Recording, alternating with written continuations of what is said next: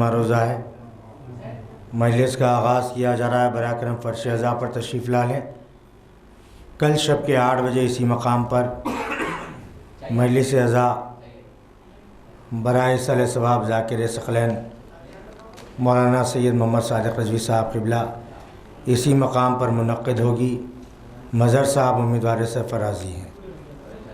اللہم صلی علی محمد و آل محمد، اللہم صلی علی محمد و آل محمد، اللہم صلی علی محمد و آل محمد۔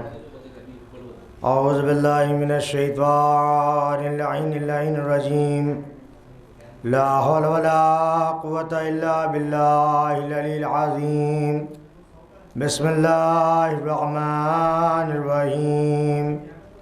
ان اللہ وملائکتہ یصلون علی النبی یا ایھا الذین آمنوا صلوا علیہ وسلموا تسلیما۔ اللہم صلی علی محمد وآلہ یاسین، اللہم صلی علی والقرآن الحکیم انک لمن المرسلین علی صراط مستقیم۔ تنزیل العزیز الرحیم لتنذر قوما ما انذر آباؤهم فهم غافلون۔ لقد حق القول على أكثرهم فهم لا يؤمنون۔ إنا جعلنا في أعناقهم أغلالا فهي إلى الأذقان فهم مقمحون، وجعلنا من بين أيديهم سدا ومن خلفهم سدا فأغشيناهم فهم لا يبصرون۔ وسواء عليهم أنذرتهم أم لم تنذرهم لا يؤمنون۔ إنما تنذر من اتبع الذكر وخشي الرحمن بالغيب فبشره بمغفرة وأجر كريم۔ إنا نحن نحيي الموتى ونكتب ما قدموا وآثارهم وكل شيء أحصيناه في إمام مبين۔ اللهم صل على محمد وآل محمد واضرب لهم مثلا أصحاب القرية إذ جاء المرسلون إذ أرسلنا إليهم اثنين فكذبوهما فعززنا بثالث فقالوا إنا إليكم مرسلون۔ قالوا ما أنتم إلا بشر مثلنا وما أنزل الرحمن من شيء إن أنتم إلا تكذبون۔ قالوا ربنا يعلم إنا إليكم لمرسلون وما علينا إلا البلاغ المبين۔ قالوا إنا تطيرنا بكم لئن لم تنتهوا لنرجمنكم وليمسنكم منا عذاب عليم۔ قالوا طائركم معكم وإن ذكرتم بل أنتم قوم مسرفون۔ وجاء من أقصى المدينة رجل يسعى قال يا قوم اتبعوا المرسلين اتبعوا من لا يسألكم أجرا وهم مهتدون۔ وما لي لا أعبد الذي فطرني وإليه ترجعون۔ أأتخذ من دونه آلهة إن يردني الرحمن بضر لا تغني عني شفاعتهم شيئا ولا ينقذون۔ إني إذا لفي ضلال مبين۔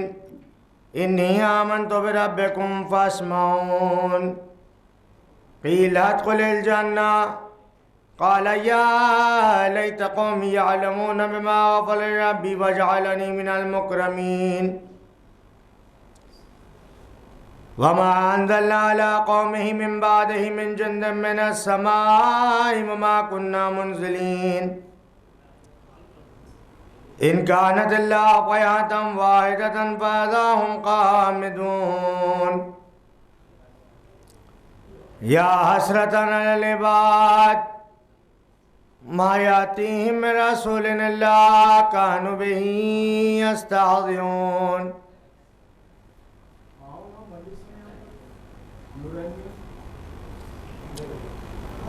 ألم يروا كما أهلكنا قبلهم من القرون أنهم إليهم لا يرجعون وإن كل لما جميع لدينا محضرون وآية لهم الأرض الميتة أحييناها وأخرجنا منها حبا فمنه يأكلون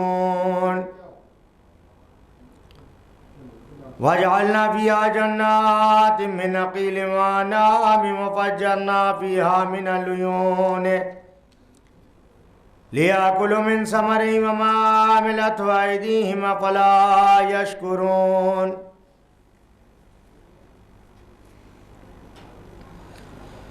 سبحان الذي خلق الأزواج كلها مما تنبت الأرض ومن أنفسهم ومما لا يعلمون وآية لهم الليل نسلخ منه النهار فإذا هم مظلمون والشمس تجري لمستقر لها ذلك تقدير العزيز العليم والقمر قدرناه منازل حتى عاد كالعرجون القديم لا الشمس ينبغي لها أن تدرك القمر ولا الليل سابق النهار وكل في فلك يسبحون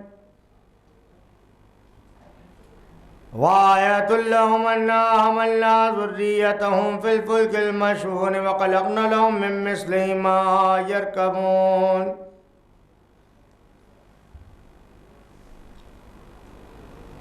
وإن نشأ نغرقهم فلا طريق لهم ولا هم ينقذون إلا رحمة منا ومتاعا إلى حين وإذا قيل لهم اتقوا ما بين أيديكم وما خلفكم لعلكم ترحمون وما تأتيهم من آية من آيات ربهم إلا كانوا عنها معرضين وإذا قيل لهم أنفقوا مما رزقكم الله قال الذين كفروا للذين آمنوا أنتم من لو يشاء الله أتمه إن أنتم إلا في ضلال مبين ويقولون متى هذا الوعد إن كنتم صادقين ما ينظرون إلا صيحة واحدة تأخذهم يقسمون فلا يستطيعون توصية ولا إلى إليهم يرجعون ونفخ في الصور فإذا هم من الأجداث إلى ربهم ينسلون قالوا يا ويلنا من بعثنا من مرقدنا هذا ما وعد الرحمن وصدق المرسلون إن كانت إلا صيحة واحدة فإذا هم جميع لدينا محضرون فاليوم لا تظلم نفس شيئا ولا تجزون إلا ما كنتم تعملون إن أصحاب الجنة اليوم في شغل فاكهون هم وأزواجهم في ظلال على الأرائك متكئون لهم فيها فاكهة ولهم ما يدعون سلام قولا من رب رحيم وامتازوا اليوم أيها المجرمون ألم أعهد إليكم يا بني آدم أن لا تعبدوا الشيطان إنه لكم عدو مبين وأن اعبدوني هذا صراط مستقيم ولقد أضل منكم جبلا كثيرا أفلم تكونوا تعقلون هذه جهنم التي كنتم توعدون اصلحوا اليوم بما كنتم تكفرون اليوم نختم على أفواههم وتكلمنا أيديهم وتشهد أرجلهم بما كانوا يكسبون ولو نشاء لطمسنا على أعينهم فاستبقوا الصراط فأنى يبصرون ولو نشاء لمسخناهم على مكانتهم فما استطاعوا مضيا ولا يرجعون ومن نعمره ننكسه في الخلق أفلا يعقلون وما علمناه الشعر وما ينبغي له إن هو إلا ذكر وقرآن مبين لينذر من كان حيا ويحق القول على الكافرين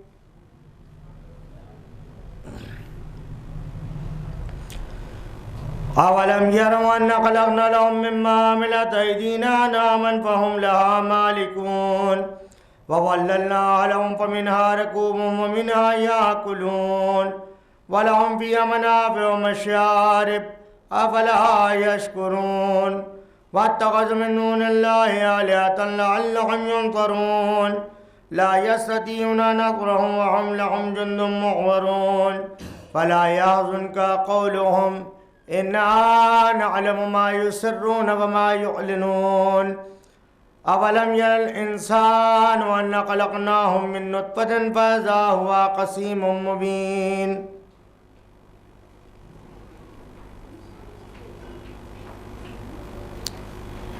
وضرب لنا مثلا ونسي خلقا قال من يحيي العظام وهي رميم قل يحييها الذي أنشأها أول مرة وهو بكل خلق عليم الذي جعل لكم من الشيء الأخضر نارا فإذا أنتم منه توقدون أوليس الذي خلق السماوات والأرض بقادر على أن يخلق مثلهم بلى وهو الخلاق العليم إنما أمره إذا أراد شيئا أن يقول له كن فيكون فسبحان الذي بيده ملكوت كل شيء وإليه ترجعون صدق الله العلي العظيم اللهم صل على محمد وآل محمد اللهم صل على محمد وآل محمد اللهم صل على محمد وآل محمد آپ حضرات سے معروضہ ہے کہ ایک سورہ حمد اور 3 مرتبہ سورہ اخلاص کی تلاوت فرما لیں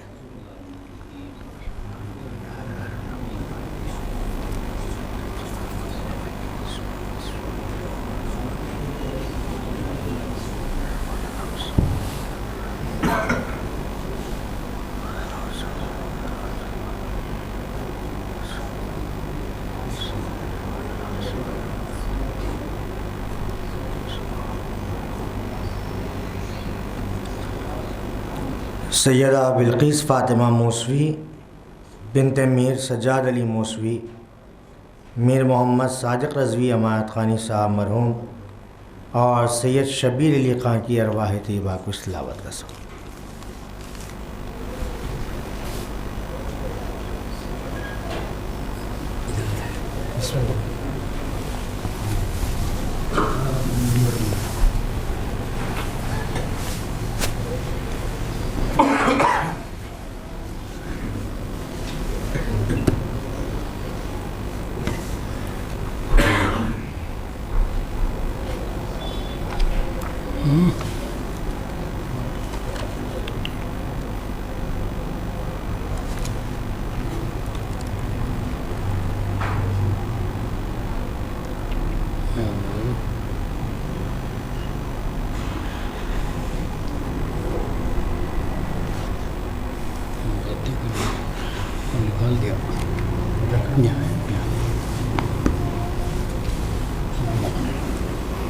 صلوات بر محمد صلی علی محمد وعلی محمد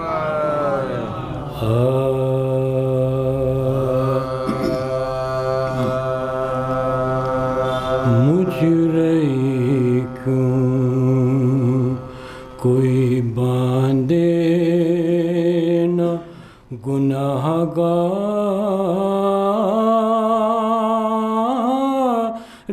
کے ہاتھ مجرموں کوئی باندھے نہ گناہگار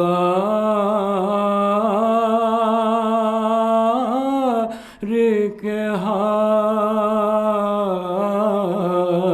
عرش مرنے باندھ تھے جس روزوں سے بیمار کے ہاتھ شمرنے باندھ تھے جس زور سے بیمار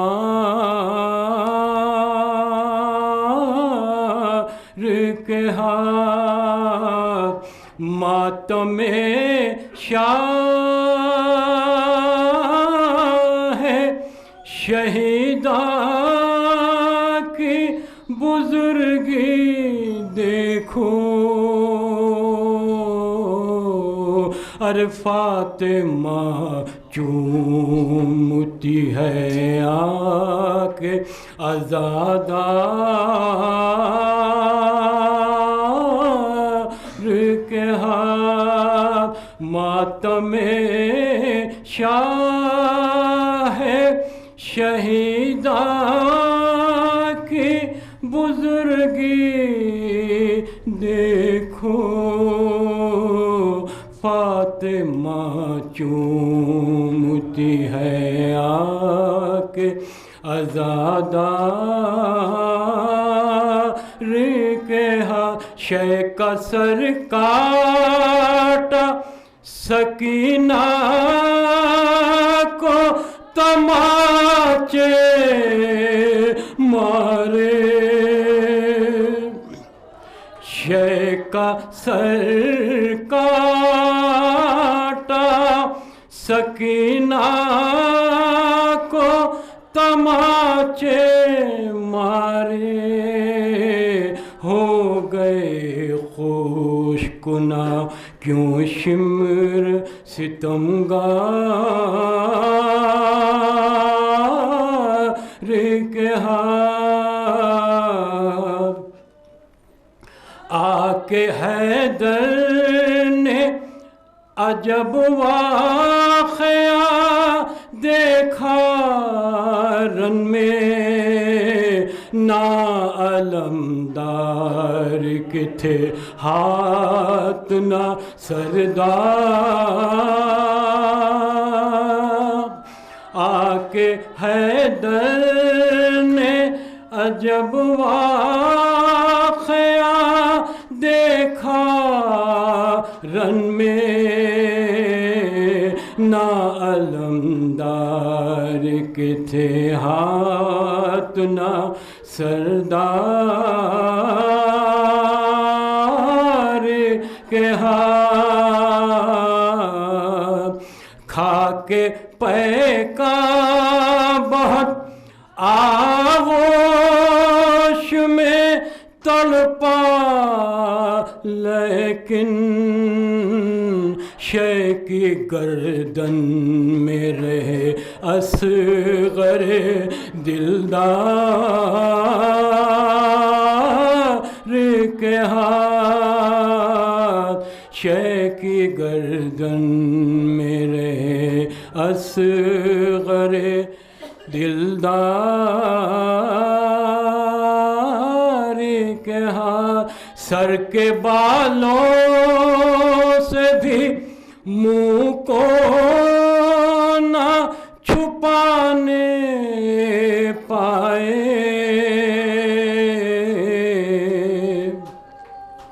سر کے بالوں سے بھی منہ کو نہ چھپانے پائے ارے شمر نے باندھ تھے سب رت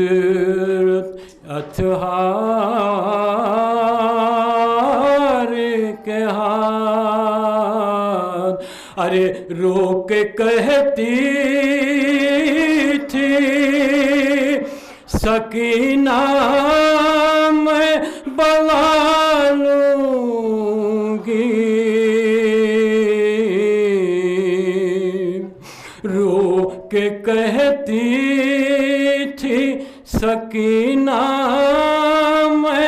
بلائیں لوں گی، کوئی دریا سے اٹھا لائے علمدار کے ہاتھ، کوئی دریا سے اٹھا لائے علمدار کے ہاتھ۔ خوف کیا دشمن بے دین کا دبیر غمگین، خوف کیا دشمن بے دین کا دبیر غمگین، آبرو تیری ہے ہر دم شہ ابرار کے ہاتھ۔ فاطمہ چومتی ہے آ کے عزادار کے ہاتھ، مجرموں کوئی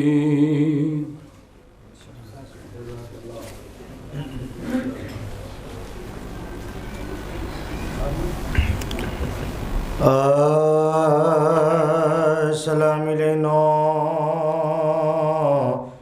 نے کیا کیا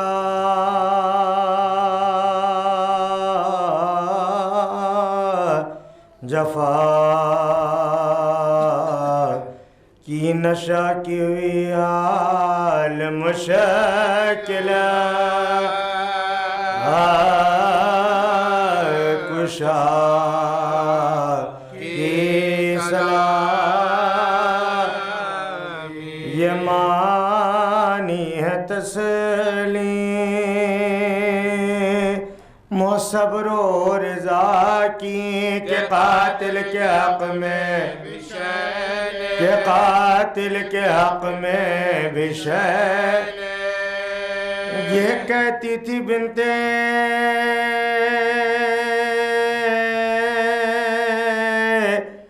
علی وقت غارت،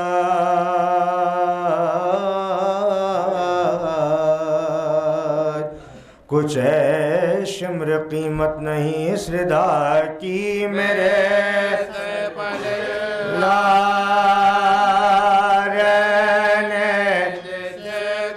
میرے سر پر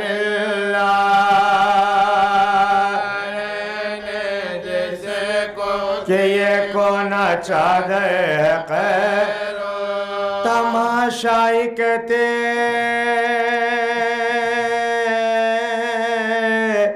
تھے کوفے میں عسکر،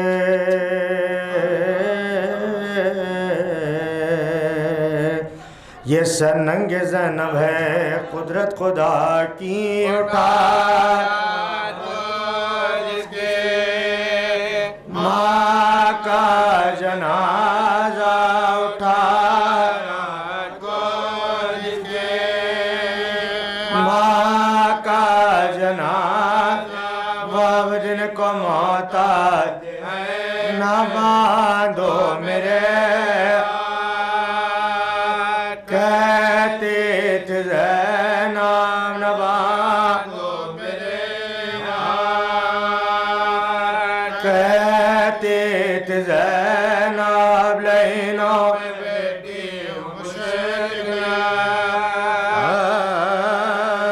کشا کی سلامی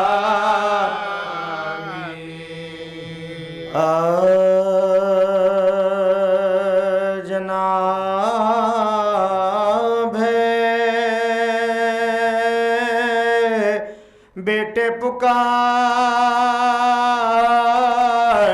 کہ للہ بہرا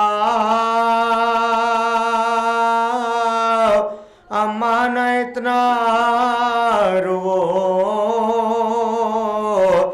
غلاموں پر رحم کھاؤ نانا کہاں گئے ہیں بلا لائے ہم بتاؤ ہم کپڑے پھاڑتے ہیں نہیں تو گلے لگا ہم کپڑے پھاڑتے ہیں نہیں تو گلے لگا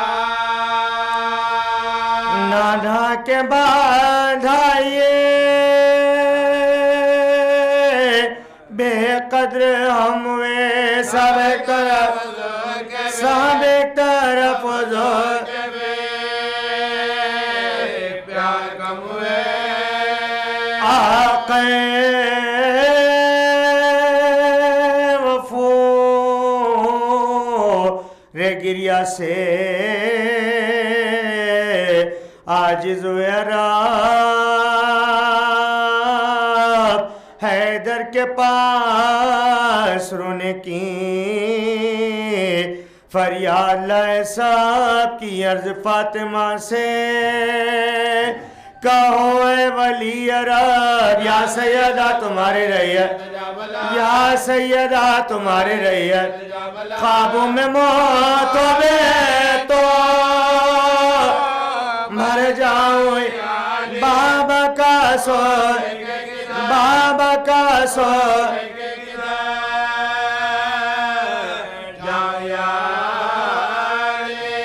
میری طرف سے اہل مدینہ کو دو پیام لوگوں خفا نہ ہو میری رخصت صبح و شام 2-4 دن تمہارے محلے میں ہے مقام رونے کی دو مجھ کے افکام تمام رونے کی دو مجھ کے افکام گھبراتی ہوں وطن میں سفر کے مہینے سے بابا سدارے بابا سدارے کیا مدینہ سے ایک دن نگاہ کرتے ہیں کیا شاہ لافتہ مطبخ گرم آردے جو ہے گنداوان لا رہی ہے بچوں کو مل مل کے دست و پا پھیلا دیے پھیلا دیے کرتے بھی دو پوچھا کہ اتنے کاموں کا جو شغل آج ہے اس وقت کوئی بات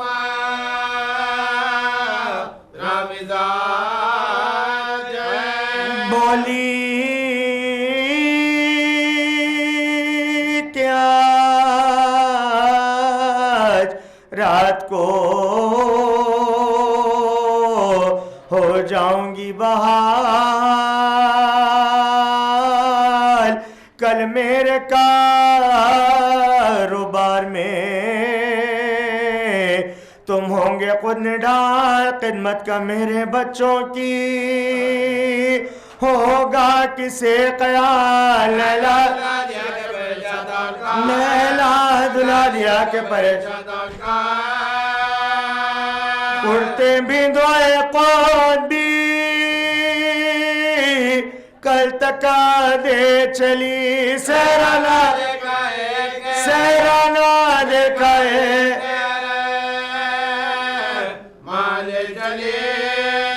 پھر تو ہر ایک محلے میں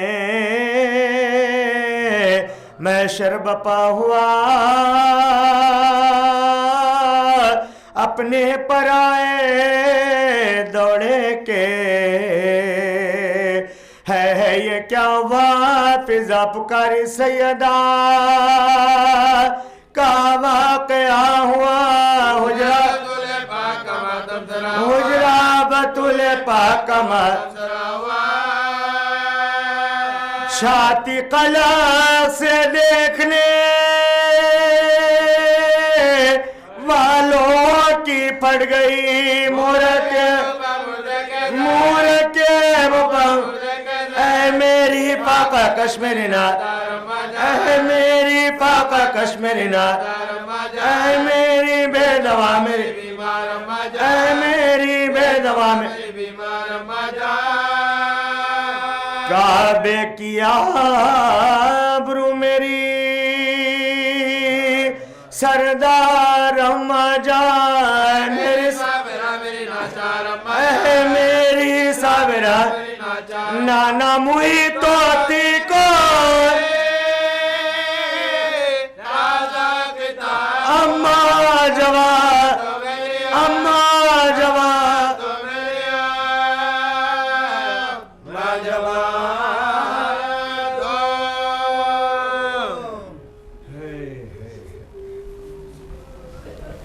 فاتحہ صلی اللہ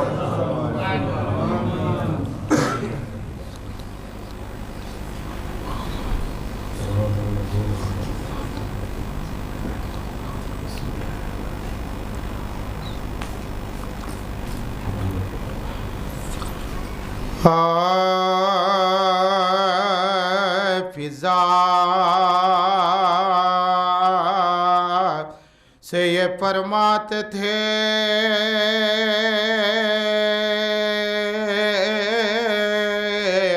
رو کر شغے مردان زہرا نہیں گھرے میں دنیا سے دنیا سے اٹھی فاطمہ گھر ہو گیا زہرا نہیں دو بیٹیاں دو بیٹے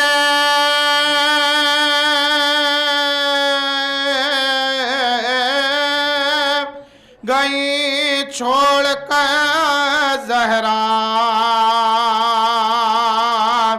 کوئی نہیں ان کا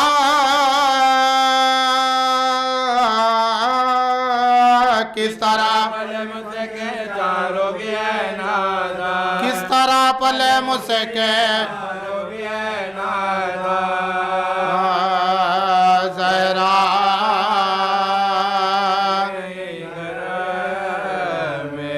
دیکھا نہیں جاتا ہے ان اطفال کا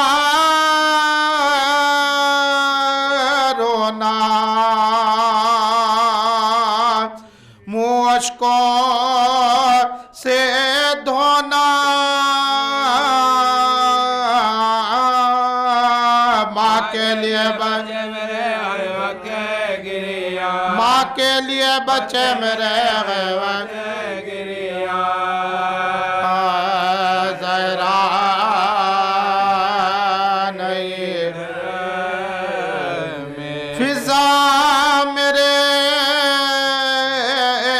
اندک زدہ بچوں سے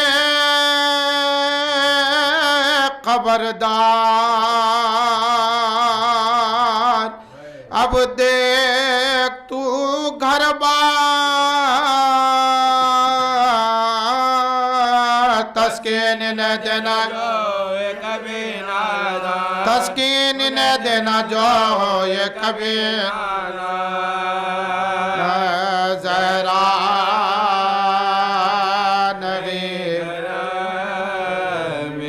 یاد آتی ہے غر وقت مجھے بنت پیمبر غم ہوتا ہے دل پر افکار غم رنج ہوگا میرا اب اب کون غم و رنج میں ہوگا میرا پریزا اب کون غم و رنج میں ہوگا میرا ذرا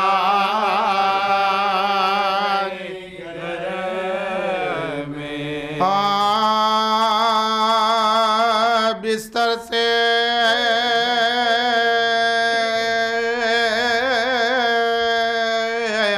تھر تھرا کے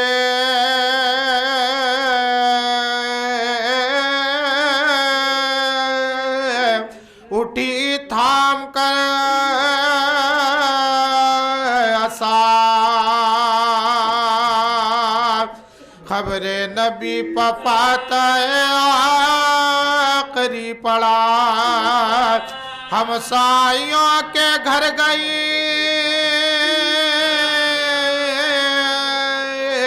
رخصت کو کہا لو صاحب لو صاحب کرب کو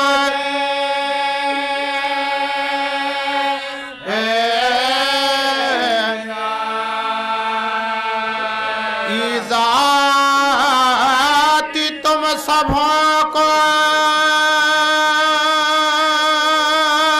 میرے شور و شین سے کل پاتے والا ہوئے گی تم کل پاتے والا ہوئے گی تم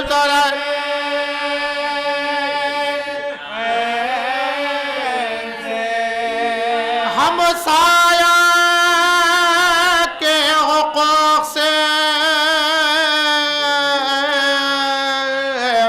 آگاہ جہاں لوگوں میرے یتیموں سے رہنا نگہبان اب ساتھ ان کا تمہارا غم کہاں بن ماں کی ہوتی ہے بن ماں کی ہوتی ہے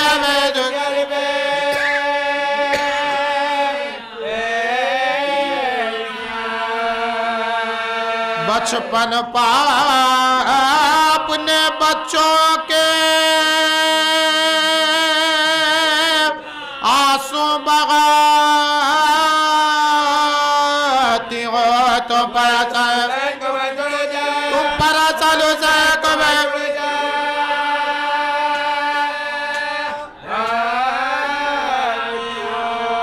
رو کر کبھی حسن کو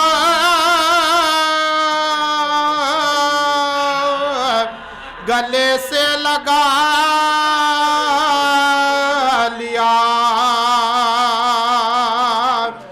آغوش میں حسین کو گاغے بٹھا لیا رخصت کیا کسی کو بلا لیا پڑھنے کے بعد کبھی قرآن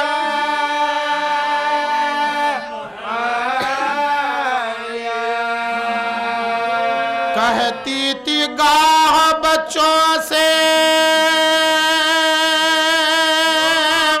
منہ اپنا موڑ کے کل سونے گھر میں سونا ہے کل سونے گھر میں سونا ہے بچے کو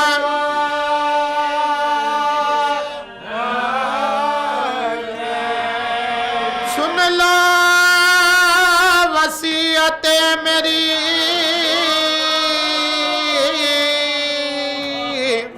اس وقت یا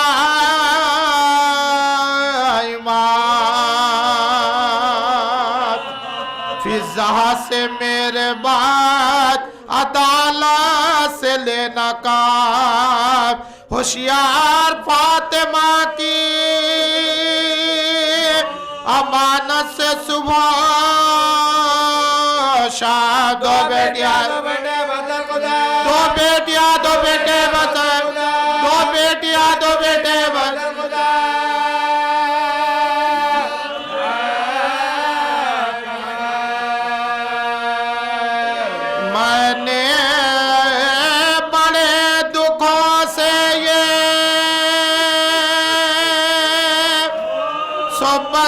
पाले हैं, हक के हवाले तुम्हें तुम्हारे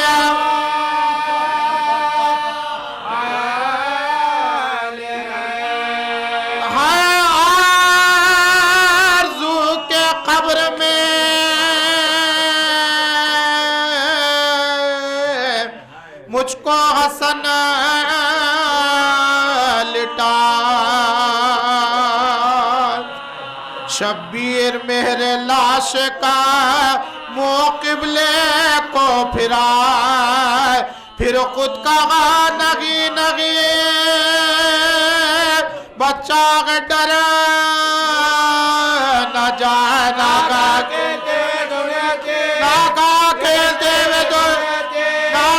खेलते हुए दोनों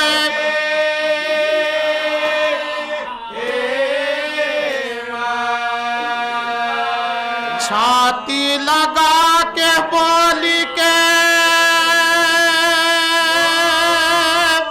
लोग अब तो मरते हैं तुमसे सुनो देखे कलम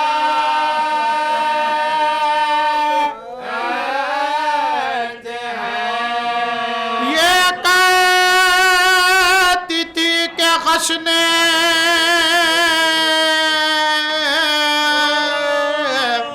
दिया बात का पयाम हुजरे से निकले रोते हुए कैरो बातमाम तरतीब नाश के लिए बागर गए इमाम जरा ने अवसलम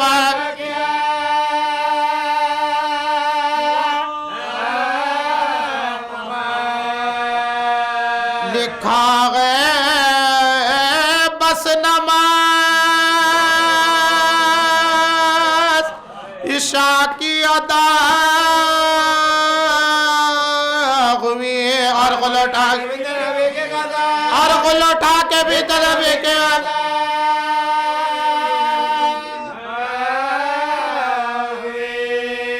माथा हसन ने लाश के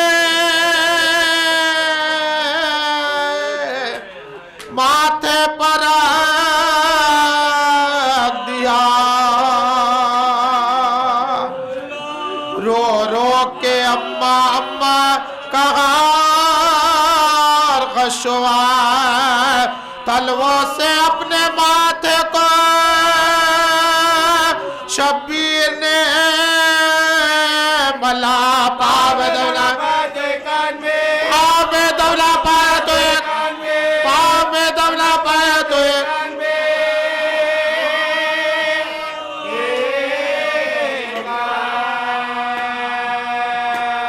मैं आपका गुलाम हूँ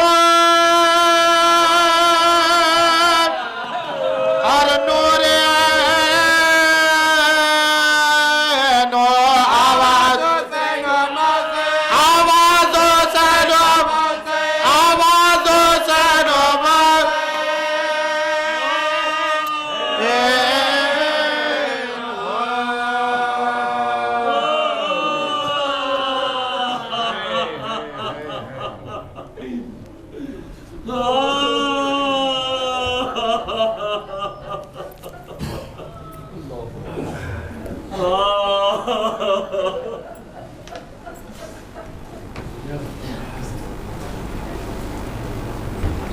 थोड़ा थोड़ा सामने आ जाइए सलमान पर मोहम्मद वाले मोहम्मद सामने आ जाइए मिंबर के करीब आ जाइए आने वालों के लिए सहूलत होती बारे दीगर सलावत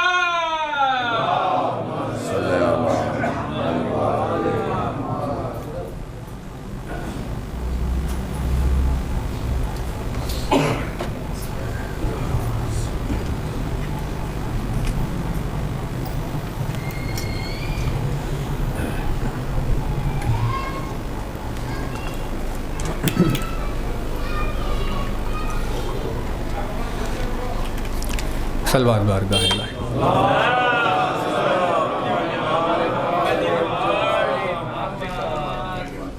خدمت میں مومنین کی التماس ہے کہ ایک سورہ فاتحہ پردہ سیدہ بلقیس فاطمہ موسوی، میر محمد صادق رضوی امانت خانی، سید شبیر علی خان اور تمام مرحوم مومنات کے اللہ۔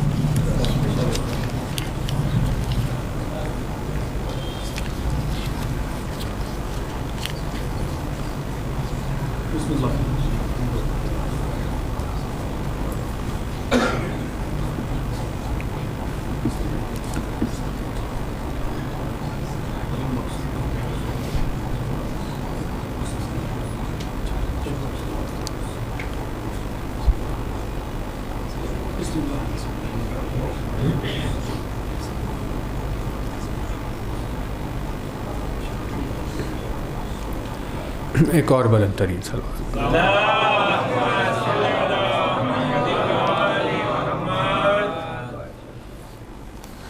اس مقام پر آپ کی خدمت میں جو گزشتہ مجلس میں بات چل رہی تھی جس عنوان کے تعلق سے، کیونکہ وہ ایک مجلس میں تمام نہیں کیا جا سکتا، اسی لیے اسے اس مجلس میں آپ کی خدمت میں آگے بڑھائیں۔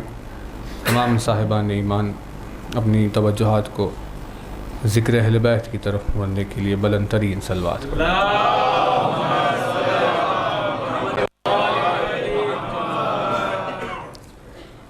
لا حول ولا قوة الا باللہ العلی العظیم۔ اعوذ باللہ من الشیطان اللعین الرجیم، بسم اللہ الرحمن الرحیم۔ الحمد للہ الذی قصرت عن رؤیتہ ابصار الناظرین وعجزت عن نعتہ اوہام الواصفین۔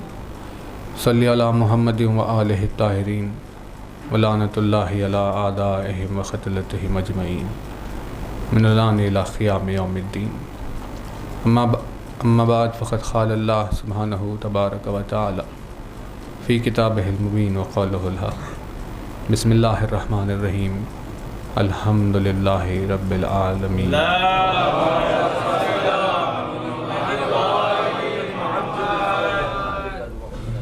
فرمایا صاحب اعظم الدرجات الفاظ نے، فرمایا مالک معجز نما انداز نے، فرمایا مولائے کائنات امیر المومنین حضرت علی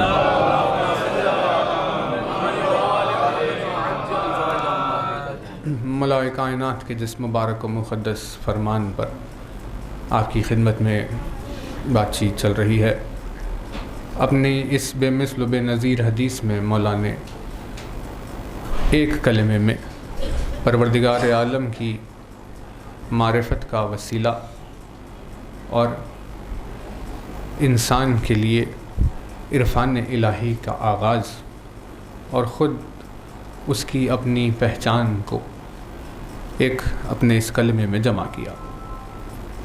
مولا فرماتے ہیں کہ من عرف نفسہ فقد عرف ربہ، کہ جس نے اپنے نفس کو پہچانا اس نے اپنے رب کو پہچانا۔ مولا نے پروردگار عالم کی معرفت کا آغاز عرفان نفس کو قرار دیا ہے۔ جب تک کہ کوئی انسان اپنی نفس کو نہیں پہچانتا اس وقت تک اس کے لیے ممکن نہیں ہے کہ وہ اپنے رب کو پہچانے۔ وہ اسی لیے کیونکہ جب ایک مٹی کے پیکر کو نہیں پہچان سکتا تو اس سے ممکن یہ کیسے ہے کہ وہ کائنات و کونین کے خالق کو پہچان لے۔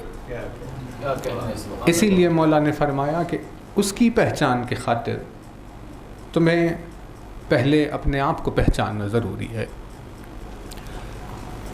اور جو بات آپ کی خدمت میں ہوئی تھی کہ مولا نے اس کلمے کا آغاز جس لفظ سے کیا، لفظ من عرف نفسہ۔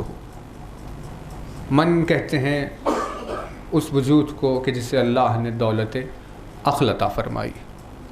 فرماتے ہیں کہ وہ صاحب عقل جو اپنی نفس پر غور کرے وہ صاحب عقل جو اپنی نفس کو پہچانے، وہ اپنے پروردگار کو پہچانتا ہے۔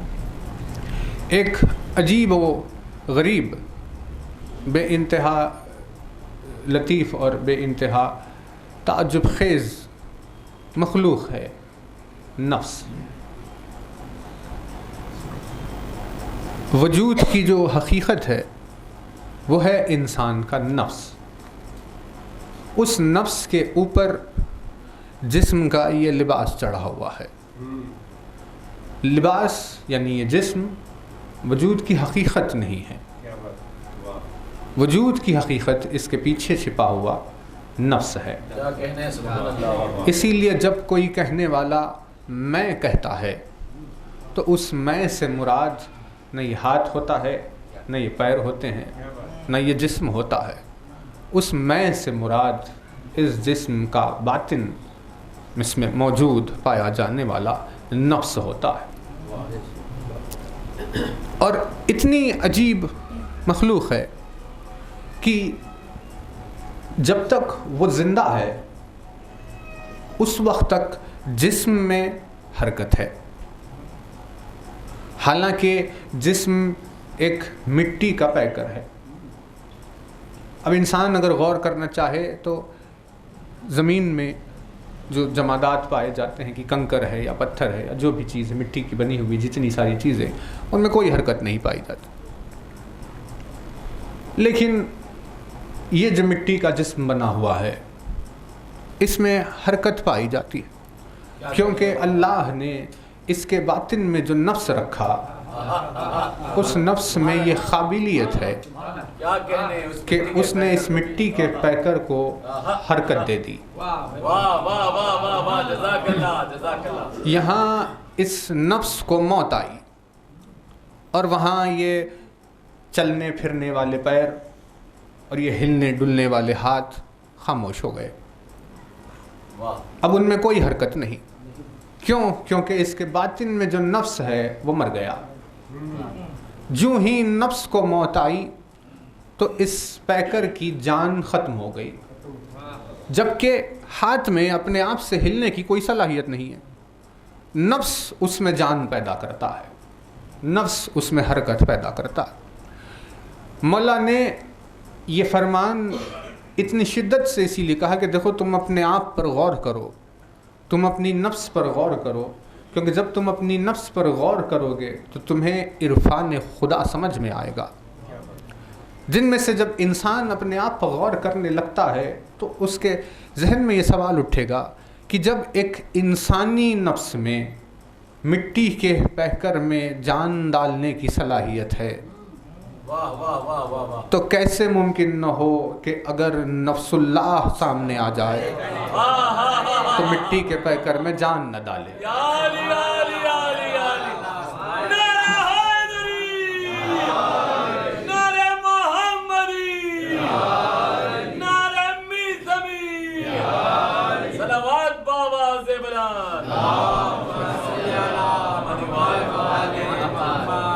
یعنی اس جسم میں جو جان ہے وہ اسی نفس کی وجہ سے ہے۔ پروردگار عالم نے بھلے ہی اسے محدود بنایا کہ ہم کسی اور کے جسم میں جان نہیں ڈال سکتے، لیکن یہ نفس اپنے جسم کی جان کا ذمہ دار ہے۔ یہاں اسے موت آئی، جسم بے جان ہو گیا۔ تو مطلب یہ ہے کہ ایک مٹی کا پیکر اسے چلنے پھرنے کے قابل انسانی نفس نے بنا دیا، اور ہزاروں معجزے سر سے لے کر پیر تک، جیسے مثال کے طور پر زبان میں بولنے کی کوئی صلاحیت نہیں ہے نا۔ وہ کیا چیز ہے؟ محض ایک گوشت کا ٹکڑا جسے آپ اگر کاٹ کر رکھ دیں تو نہ بولے گا نہ کچھ کہے گا، کسی سے کوئی بات چیت نہیں۔ لیکن نفس نے زبان میں بولنے کی صلاحیت پیدا کی۔ آنکھیں کیا ہے؟ کوئی چیز نہیں، اگر آپ آنکھ نکال کر رکھ دیں تو کسی کو نہیں دیکھ پائے گی، لیکن نفس نے آنکھوں میں دیکھنے کی صلاحیت پیدا کی۔ کان اگر کاٹ دیے جائیں تو انسان انہیں کبھی سنا ہی نہیں دے گا، لیکن نفس نے کانوں میں سننے کی صلاحیت پیدا کر دی۔ یعنی اتنی ساری چیزیں ہیں، حالانکہ ان میں وہ ساری صلاحیتیں نہیں پائی جاتی، لیکن اللہ نے انسان کے وجود میں پائے جانے والے نفس کو اتنی قدرت دی ہے کہ وہ جس چیز میں چاہے، جب زبان میں چاہے تو کلام پیدا کرے، جب آنکھوں میں چاہے تو دیکھنے کی صلاحیت پیدا کرے، جب کانوں میں چاہے تو وہ سننے کی صلاحیت پیدا کرے۔ یعنی انسان کا نفس جب ان بے جان چیزوں میں دیکھنے، سننے، بولنے کی صلاحیت پیدا کر سکتا ہے تو کوئی تصور کرے کہ نفس اللہ کس شے میں سننے، دیکھنے اور بولنے کی صلاحیت پیدا نہیں کرے گا۔ اسی وجہ سے جب رسول اکرم نے کنکریوں کو ہاتھ پر اٹھایا تو کنکر اپنے آپ میں بولنے کی صلاحیت نہیں رکھتے، لیکن جب نفس اللہ نے چاہا تو بولنے لگے۔ ویسے ہی جب موسیٰ طور پر جا کر درخت کے سامنے کھڑے ہو گئے تو درخت میں بولنے کی صلاحیت نہیں ہوتی، لیکن جب اللہ نے کلام کرنا چاہا تو نفس اللہ نے درخت میں بولنے کی صلاحیت پیدا کر دی۔ یعنی اتنے معجزے، مولا نے کتنی آسان مثال سے انسان کو خدا کے عارف ہونے کا راستہ بتایا۔ مولا فرماتے دیکھو اگر تم اسے پہچاننا چاہتے ہو تو اپنے آپ پر غور کرو، جب تم خود پر غور کرو گے تو تمہیں تمہارے نفس کے عجائب سمجھ میں آئیں گے، اور تم اپنے نفس کے عجائب سے جب حیرت میں پڑ جاؤ گے تو تم یہ اندازہ لگاؤ کہ جب تمہارا نفس اتنا عجیب ہے تو سوچو کہ اللہ کا نفس کتنا عجیب ہوگا۔ تو اب نتیجہ کلام یہی نکلے گا کہ انسان جب اپنے نفس پر غور کرے گا تو جو چیز اس کے سامنے کھل کر آتی جائے گی وہ اللہ کا نفس ہوگا۔ وہ اپنے نفس پر غور کرے گا اور اسے سمجھ میں نفس اللہ آنے لگے گا۔ لیکن مولا نے کیا فرمایا؟ مولا فرماتے ہیں جس نے اپنے آپ کو پہچانا اس نے اپنے رب کو پہچانا، لیکن اپنے آپ پر غور کرنے والا اپنے رب کو پہچان ہی نہیں رہا بلکہ وہ تو اپنے رب کی نفس کو پہچان رہا ہے۔ توجہات ہے مومنین، ایک اور بلند ترین صلوات پڑھیں۔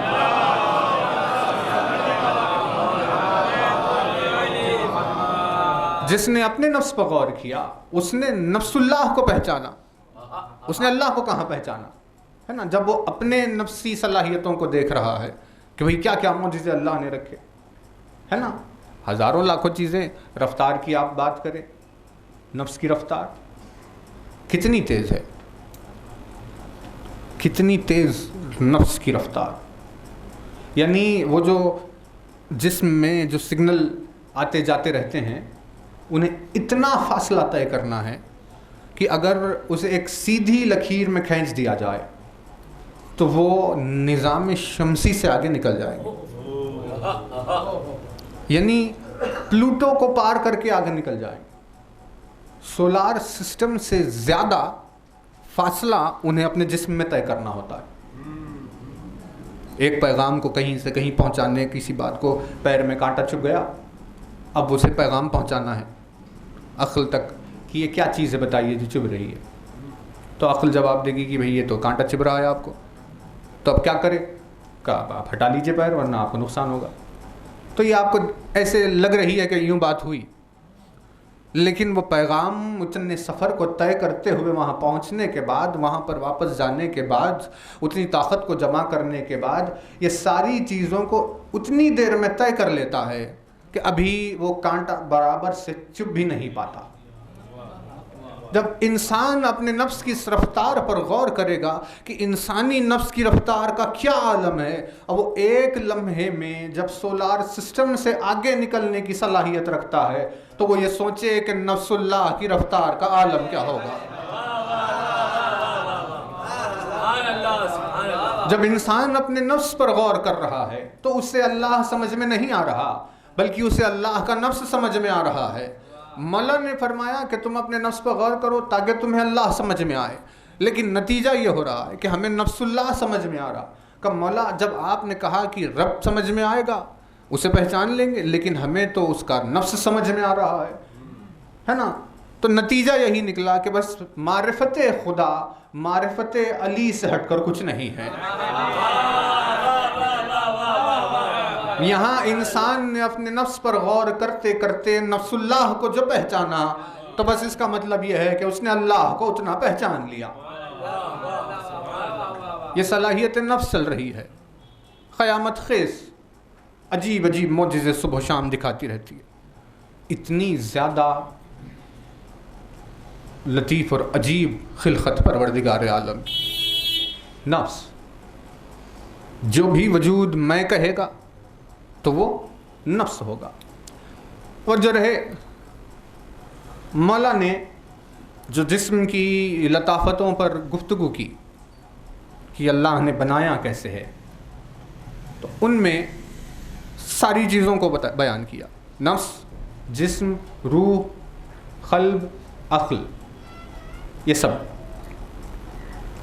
الگ الگ. جسم یہ مٹی سے بنا ہوا، روح ہوا سے بنی ہوئی، ہوا سے ملتی جلتی، اسی لیے اسے روح کہتے ہیں. کیوں؟ کیونکہ وہ ریح سے ملتی ہے.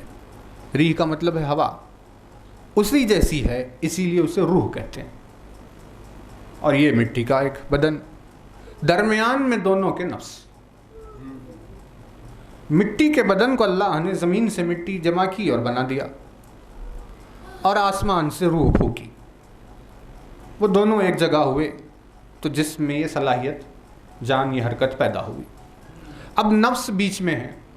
پروردگار عالم نے نفس کے ذریعے سے ان دونوں کو ایک جگہ باندھ لیا ہے نا. توجہ، ان دونوں کو ایک جگہ نفس کے ذریعے سے باندھ دیا. اب یہ دونوں ایک دوسرے کی ضد ہوتے ہوئے ایک ساتھ ہیں اس وقت تک جب تک کہ نفس ہے. مٹی یعنی زمین اور عرش، روح ادھر سے، جسم ادھر سے، دونوں ایک دوسرے کی ضد ہے. لیکن اللہ نے نفس کے ذریعے سے انہیں باندھ دیا. اب جب تک نفس موجود ہو آپس میں یہ متضاد اشیاء ایک دوسرے کے ساتھ رہتے ہیں، ہے نا. جب انسان کے نفس میں یہ صلاحیت ہے کہ ایک دوسرے کی ضد کو ایک ساتھ رکھے، تو پھر کیوں کرنا اپنے نفس پر غور کرنے والا یہ لکھے گا کہ علی سا بھی نہ کوئی عادل زمانہ ہوا، کہ ایک باز و کبوتر کا اشیاء نہ ہوا. کہ بھائی جب آپ دو چیزوں میں ضد پائی جاتی ہے تو انہیں ایک جگہ رکھتے ہیں، تو پھر وہ کیوں نہ رکھ پائے گا کہ ایک ہی مقام پر باز و کبوتر موجود ہو، ایک ہی مقام پر شیر و بکری بھی موجود ہو. پائی جانے والی ضد میں پائی جانے والی اشیاء ایک جگہ ہو گئی، ایسے جوڑ دیا. اب جس دن نفس کو موت آئی وہ گھٹی کھل گئی اور یہ جسم مٹی کا مٹی میں چلا گیا اور وہ روح آسمان کی جانب چلی گئی. دونوں اپنے اپنے مقام پر جیسے ہی نفس کو موت آئی. درمیان میں نفس، جسم اور روح کے اب اللہ نے ایک اور صلاحیت عطا کی کہ بھئی ہم تمہیں دیتے ہیں عقل. عقل کا مقام کیا ہے؟ عقل کا مقام ہے کہ عقل کو ہادی بنایا گیا. واہ سبحان اللہ. عقل کو وزیر بنایا گیا. بادشاہت نفس کی چل رہی ہے، عقل اس کی وزیر ہے. جب بھی کوئی کام کرنا چاہے تو وزیر سے مشورہ کر کے کام کرے. یہ پیغام پہنچا دیا گیا کہ بھئی یہ صلاحیت آئی، ایسے عقل چل رہی ہے. اب عقل کی خاصیت کیا ہے؟ توجہ رہے، عقل کی خاصیت کیا ہے؟ مولا فرماتے ہیں کہ اللہ نے عقل کو خلق کیا، اس سے کہا آگے آ تو وہ آگے آئی، اس سے کہا پیچھے جا تو وہ پیچھے گئی. پروردگار عالم نے کہا کہ میں نے تجھ سے زیادہ محبوب کسی چیز کو پیدا نہیں کیا. یعنی اللہ نے عقل سے اپنی محبت کا اظہار کیا کہ بھئی ہم اسے بہت چاہتے ہیں. کیوں؟ کہ اس کی اطاعت کی وجہ سے. واہ واہ واہ واہ سبحان اللہ سبحان اللہ. جب کہا آگے آ تو آگے آ گئی، جب کہا پیچھے جا تو پیچھے چلی گئی. یعنی کیونکہ مطیع ہے اپنے مزاج میں، اسی لیے اللہ نے اسے پسند کیا کہ ہم نے تم سے زیادہ محبوب کسی اور کو پیدا نہیں کیا، ہے نا. محبت اطاعت کی وجہ سے ہوئی. اب اس عقل کو یہ پیغام پہنچایا گیا کہ دیکھو تجھے اطاعت کرنا ہے، تو جو ہے نا لیکن اب جب اطاعت اس کی صفت ہے جس کی وجہ سے اس کی تعریف ہے، سوال اٹھے گا کہ وہ اطاعت کریں کس کی؟ کیونکہ عقل اپنی صلاحیتوں کی وجہ سے، بہت توجہ رہے، دیوانے اور نادان لوگوں کی بات نہیں، صاحبان عقل کی بات ہے، عقل اپنی صلاحیت کی وجہ سے کسی کی بھی آسانی سے مطیع نہیں ہوتی، حالانکہ اطاعت اس کی صفت ہے، لیکن وہ آسانی سے اطاعت پر راضی نہیں ہوتی۔ کیوں؟ کیونکہ اس میں صلاحیتیں جتنی پائی جاتی ہے اس کی وجہ سے وہ کسی اور کی اطاعت کرنا اپنے آپ میں خامی تصور کرتی ہے۔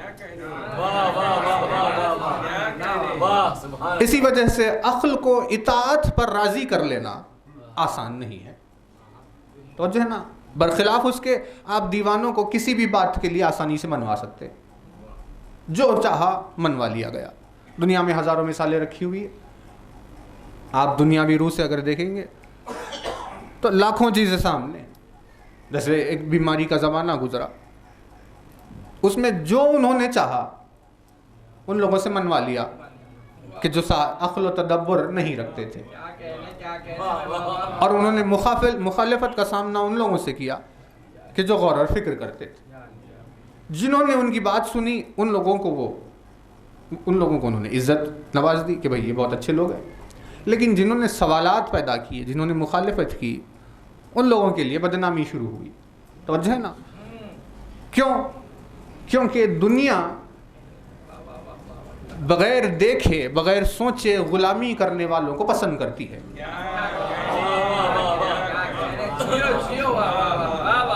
اور دنیا غور اور فکر کر کے، تدبر کر کے سوال کرنے والوں سے نفرت کرتی ہے۔ یہ دنیا کا مزاج ہے، لیکن خدا کا مزاج یہ ہے کہ وہ بغیر سوچے سمجھے غلامی کرنے والوں سے نفرت کرتا ہے، اور غور اور فکر تدبر کر کے سوالات کرنے والوں کو پسند کرتا ہے۔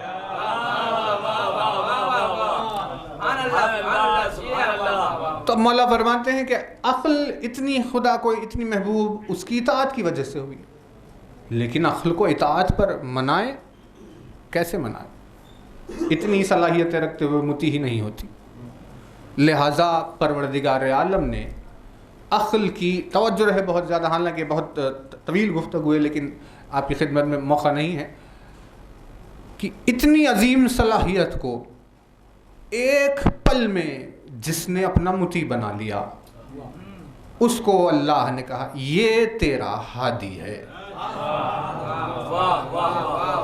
توجہ ہے نا؟ کیونکہ عقل کس سے کہتے ہیں؟ جب انہوں نے دربار میں بحث شروع کی کہ بھئی عقل کسے کہتے ہیں، کیا ہے، تو لوگوں نے کہا کہ بھئی عقل اس صلاحیت کو کہتے ہیں کہ جس سے جانور یا انسان اپنے زندگی گزارتے ہیں، کھاتے ہیں، پیتے ہیں، ساری چیزیں کرتے ہیں۔ یہ بات چل رہی تھی۔ امام غریب سے پوچھا گیا کہ آپ بتائیے،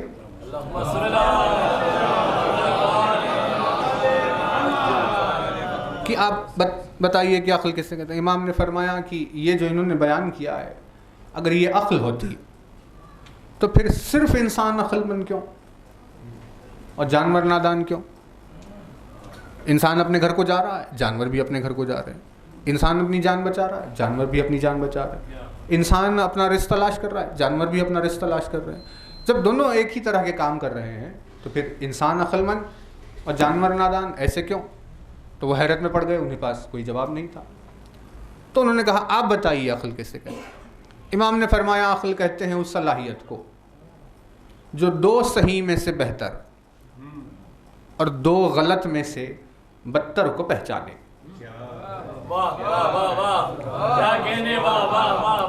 سلامت رہے۔ مولا فرماتے ہیں عقل اس صلاحیت کو کہتے ہیں کہ جس کے سامنے اگر دو صحیح چیزیں آ جائے تو وہ ان میں سے بہتر کون ہے وہ پہچانے، اور اگر دو غلط چیزیں آ جائے تو ان میں سے بدتر کون ہے وہ پہچانے۔ تعریف عقل سنی، سارا دربار خاموش ہو گیا، کسی کے پاس کوئی جواب نہیں تھا۔ امام پلٹ کر گھر کی طرف جانے لگے، چاہنے والا جو ساتھ تھا اس نے خوشی کا اظہار کرتے ہوئے کہا مولا کیا خوب بات کہی ہے، آپ کی ایک کلمے نے انہیں لاجواب کر دیا، آپ نے جو تعریف عقل بیان کی۔ اس کی طرف دیکھ کر مولا نے کہا جو عقل کی تعریف میں نے بیان کی ہے تو سمجھتا ہے تیرے لیے بھی وہی تعریف ہے؟ کیا تیرے لیے بھی تعریف عقل وہی ہے؟ تو اس نے پوچھا کیا ایسا نہیں ہے مولا؟ مولا نے فرمایا نہیں، بلکہ وہ ان لوگوں کے لیے تعریف عقل تھی، تیرے لیے کچھ اور ہے۔ اس نے پوچھا بتائیے کہ کیا ہے میرے لیے، عقل کسے کہتے ہیں؟ تو امام نے جواب دیا عقل کہتے ہیں اس صلاحیت کو جس سے کوئی اپنے ہادی کو پہچانے۔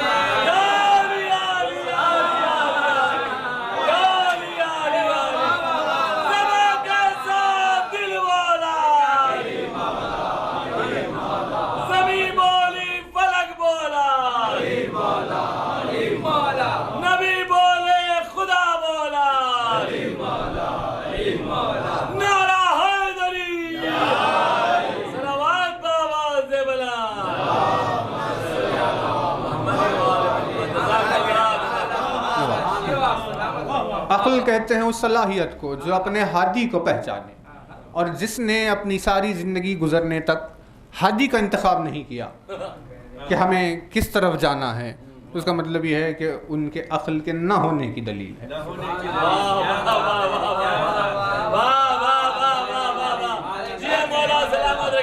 سلامت رہا۔ تو یہ عقل کی تعریف بیان کی کہ وہ ہادی کو پہچانتی ہے۔ تو اب نتیجہ یہ نکلا کہ وہ عقل کہ جسے آسانی سے مطیع نہیں بنایا جا سکتا، جس سے اپنی ہر بات منوائی نہیں جا سکتی کیونکہ وہ خود غور و فکر کرنے کی صلاحیت رکھتی ہے، یہ عقل سب سے زیادہ تیزی سے جس کی اطاعت پر آئے وہ اس کا ہادی ہوتا ہے۔ پوری دنیا کے سامنے وہ اپنے فخر کے ساتھ، اپنے مباحات کے ساتھ کھڑی ہوتی ہے، اور پوری دنیا کے سامنے وہ مخالفت کرنے سے نہیں ڈرتی ہے، پوری دنیا کے سامنے سوالات اٹھاتے ہوئے اپنی زندگی صرف کرتی ہے، اور کسی سے کے لیے بھی اطاعت کے لیے آسانی سے راضی نہیں ہوتی، لیکن جیسے ہی عقل کو اپنا ہادی سمجھ میں آ جاتا ہے تو پھر اطاعت میں ایک لمحے کی دیر نہیں کرتی۔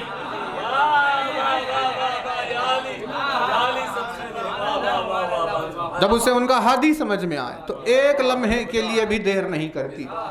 اتنی عظیم مخلوق پروردگار عالم کی عقل ایک لمحے کی تاخیر کے بغیر جس کی مطیع ہو جائے زندگی بھر کے لیے وہ اس کا ہادی ہوتا ہے۔ اس صلاحیت سے ہادی کو پہچان لیا۔ اب سوال یہ اٹھے گا کہ ہمیں یعنی اطاعت کر رہی ہے ہادی کی، اب سوال یہ اٹھا کہ پروردگار عقل سے بات چل رہی ہے کیونکہ پروردگار عالم نے اپنے انبیاء کے ذریعے سے عقلوں تک پیغام پہنچایا ہے نا۔ نفس جو محدود ہے، اللہ نے ہدایت اس نفس کے لیے جو کی اس کا وسیلہ عقل کو بنایا۔ بات عقل سے کہی اور کہا کہ تم نفس کو سمجھا لو۔ اب جس نفس نے اپنی عقل کی بات سن لی وہ کامیاب ہو گیا، مزاج ایسے ہی چلا۔ تب یہ پیغام چلا تو اٹھا سوال کہ ہم کب تک اطاعت کریں؟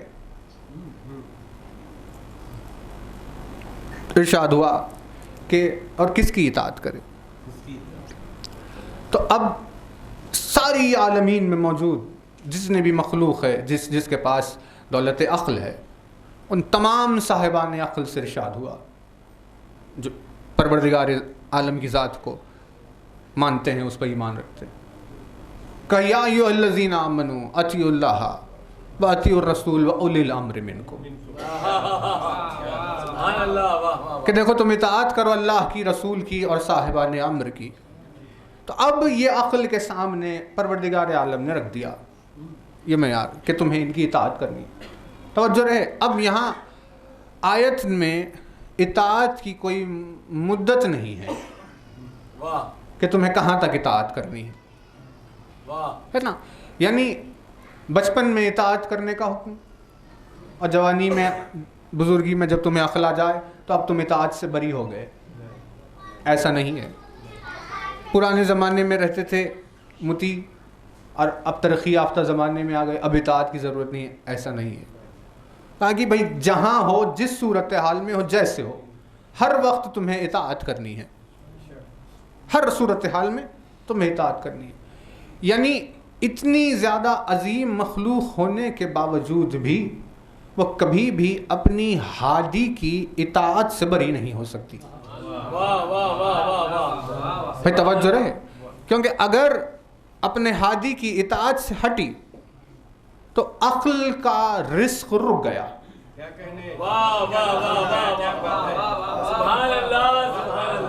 بھائی توجہ رہے، کیونکہ مولا فرماتے ہیں علم عقل کا رزق ہے. علم اگر پہنچنا بند ہو جائے گا تو عقل مر جائے گی.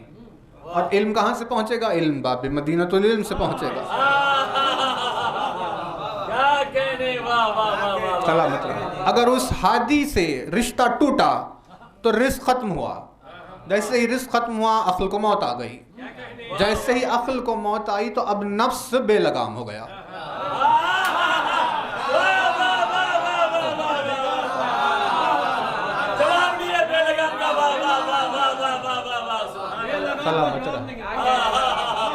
اب نفس بے لگام ہو گیا، اسے کچھ معلوم ہی نہیں کہ کیا کرنا ہے کیا نہیں کرنا ہے. وہ جس راہ پر چاہے نکل گیا، کیونکہ عقل نہیں. یعنی نفس ہے عقل کی ہدایت کے تابع.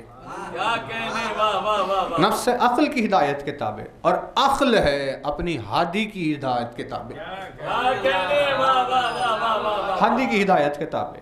تو یہ سلسلہ چلتے ہوئے یہاں آیا، کہا کہ تمہیں اس طرح اطاعت کرنی ہے. یہ اس کی صفت ہے مطیع.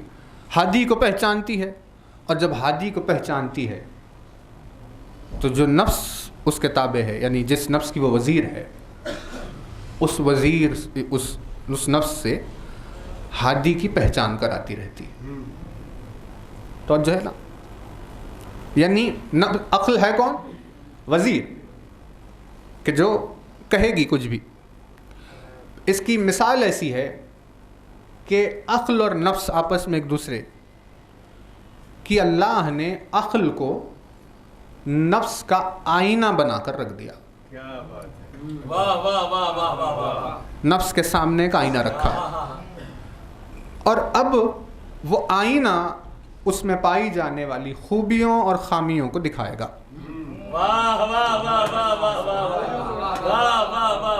جیسے ہم آئینے کے سامنے کھڑے ہو گئے تو آئینے نے ہمیں بتایا کہ بھائی چہرے پر کالک لگ گئی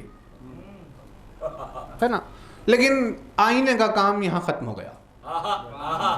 اس نے بس بتا دیا کہ دیکھو یہ عیب ہے، لیکن اب اسے ٹھیک کسے کرنا؟ اسے ٹھیک ہم ہی کو کرنا. ٹھیک کرنے میں عقل آئینہ مددگار ہے، لیکن ٹھیک ہم ہی کو کرنا ہے. کیوں؟ کیونکہ اس نے بتا دیا کہ یہ عیب ہے. ویسے ہی نفس میں پائے جانے والے عیوب کو عقل بتاتی رہتی کہ یہ تمہارے اندر عیب ہے، یہ تمہارے اندر خامی ہے، یہ تمہارے اندر یہ چیز ہے، اسے ایسے کرنا چاہیے، اسے بدلنا چاہیے، ساری چیزیں یہ سب کچھ ایسے کرنا چاہیے. اور اب جب بتا دیا اس نے کہ یہ کیا حال ہے، تو اب نفس کی یہ ذمہ داری ہے کہ عقل کے اعتبار سے بتائے ہوئے تمام عیوب کو دور کرے اور اس کے بعد آہستہ آہستہ اپنے آپ کو آگے لے جائے. تو جہاں تھے نا، ایسے سلسلہ چلا. انہی میں سے ایک عقل کا یہ کام ہے کہ وہ جسم اور روح کے بیچ میں کھڑے ہوئے اس نفس کو دیکھتی رہتی ہے کہ کس طرف اس کا رجحان اور جھکاؤ زیادہ ہو رہا ہے. توجہ ہے نا. کیسے بنایا؟ مولا فرماتے ہیں کہ یہ مٹی کا اور روح یہ زمین کا اور روح آسمان کی، دونوں اپنی اپنی جگہ چلے گئے. جب نفس کو موت آئی، خداوند عالم نے ان کی زندگی کے لیے دونوں کا رزق بھی مہیا کیا، کیونکہ یہ بدن مٹی کا بنا ہوا ہے، اسی لیے اس کی رزق، اس کی غذا مٹی سے اگائی گئی. واہ واہ واہ، یار یار یار،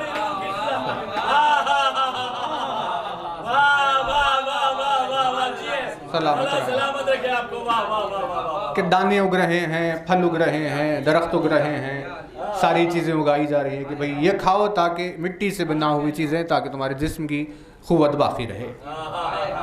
لیکن کیونکہ روح آسمانی مخلوق ہے، اسی لیے روح کی غذا کو آسمان سے اتارا گیا. اسی لیے کتابیں آئی، انبیاء آئے، آیتیں آئی، حدیثیں آئی کہ جو آسمان سے آنے والی روح کی غذا ہے. اب یہاں درمیان میں کھڑا ہوا نفس، اور اس کا ہادی بن کر کھڑی ہوئی عقل. عقل اسے بتاتی رہے گی کہ دیکھو یہ ہے روح اور یہ ہے تمہارا جسم. یہ جسم ایک وقت مقررہ تک کے لیے ہے اور روح ہمیشہ کے لیے ہے. لہذا تم اس سے جڑو جو ہمیشہ رہے گی تاکہ اس ہمیشگی میں جڑ کر تم بھی ہمیشہ کے لیے ہو جاؤ. اور اگر تم جسم کی طرف توجہ کرو گے تو اس مدت تک جب تک یہ جسم ہے تم رہو گے اور جیسے ہی وہ ختم ہوا تم ختم ہو جاؤ گے, وجود ختم ہو گیا. اب اس سے یہ پتہ چلا کہ جو شخص اپنے جسم کا زیادہ خیال رکھتا ہے وہ دنیاوی مزاج کا ہے, اور جو اپنے روح کا زیادہ خیال رکھتا ہے اس کا مزاج آخرت کا مزاج ہے. اسی وجہ سے ان میں یہ پایا جاتا ہے کہ بھلے ہی وہ دنیا سے دور ہونے کی سبب سے جسم کی غذا میں کمی کر دیتے ہیں اور آخرت کی طرف رجحان ہونے کی وجہ سے روحانی غذا کو زیادہ کر دیتے ہیں. اسی لیے مولا نے متقین کی صفت بیان کی ہے کہ بھئی متقی کو تم دیکھو گے تو ایسا ہوگا کہ اسے دنیاوی چیزوں میں دلچسپی ہی نہیں,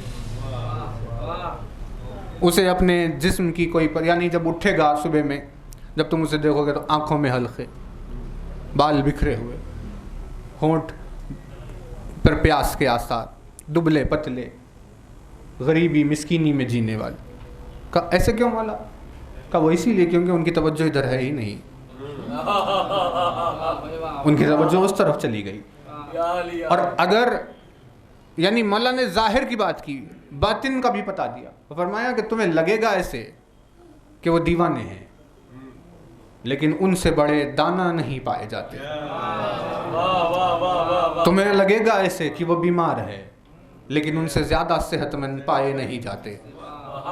تمہیں لگے گا ایسے کہ وہ تنہائیوں اور اکیلے میں زندگی گزارتے ہیں لیکن محفلوں میں ان سے زیادہ چرچا ہونے والی ہستیاں کوئی دوسری نہیں ہیں. عرش کی محفلوں میں چرچا ہونے والی ہستیاں ان سے دوسری نہیں. توجہات ہے نا, یہ نظام چل رہا. ایک اور بلند ترین صلوات پڑھ دیجیے.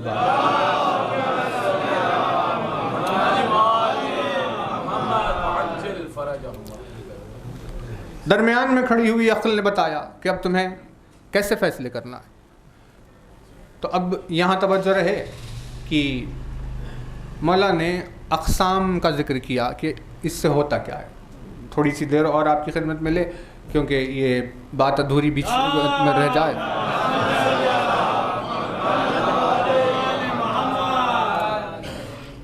تو مولا نے قسمیں بیان کی, نفسوں کی الگ الگ قسمیں, یعنی مدارج, درجے. سب سے زیادہ چھوٹا, سب سے بیسک نفس یہ ہے جمادات, یعنی پتھر, اینٹ, پتھر, کنکر, پہاڑ, چٹان, سب جمادات. یہ ہے سب سے پست نفس. پھر اس کے بعد دوسرا نفس ہے جس کا لیول اس سے اونچا ہے.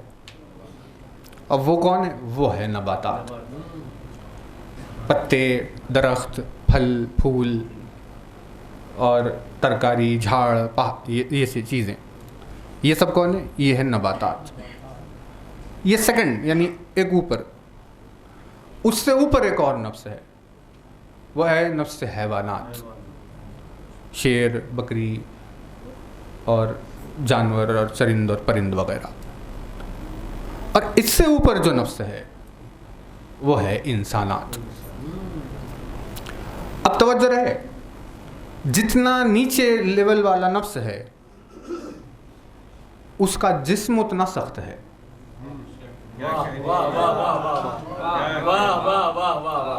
اسی لیے آپ پہاڑ کو اگر دیکھیں گے تو وہ اپنی جسمانیت میں ایسا ہے کہ بھائی کیا کہے اس کے لیے, بس پہاڑ نہ ہٹتا ہے اپنے مقام سے, نہ آندھی چلے نہ زلزلہ آئے, اسے کسی چیز سے فرق نہیں پڑتا. لیکن جب روح, جب نفس آگے بڑھا, ترقی ہوئی, تو اس وقت جسم تھوڑا لطیف ہو گیا. پہاڑ تھا اب جھاڑ ہو گیا. پھر جب نفس اور آگے بڑھا تو وہ اور لطیف ہوا. اب جھاڑ سے جانور ہو گیا. یہاں بہت ایک ڈفرینس ہے بہت بڑا, لیکن ڈفرینس کی جو مقدار ہے وہ کم ہے. جانور ہو گیا. اب انسان اور جانور ایک دوسرے سے ملتے جلتے ہیں, توجہات ہے نا.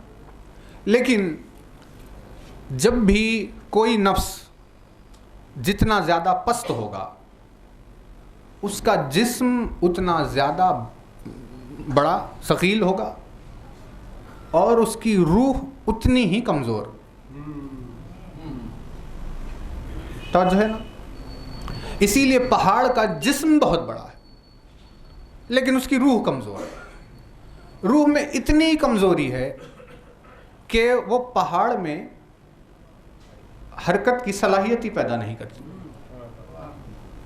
توجہ رہے, بات تمام ہونے کو آئی. لیکن جب نفس آگے بڑھا اور درخت پہاڑ یا جمادات یہ نباتات ہو گیا, یعنی درخت اور پتے وغیرہ ہو گئے, تو یہ ان کا جو جسم ہے وہ کمزور ہوا, کچھ لطیف ہوا.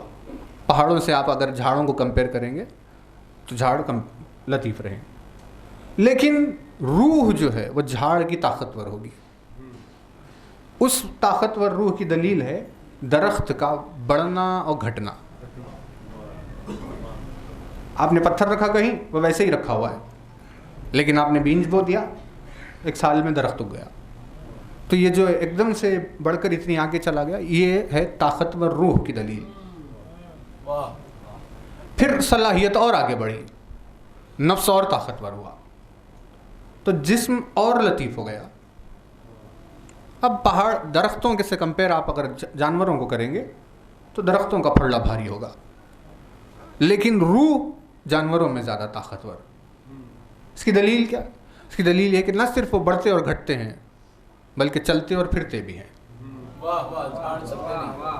توجہات ہے نا.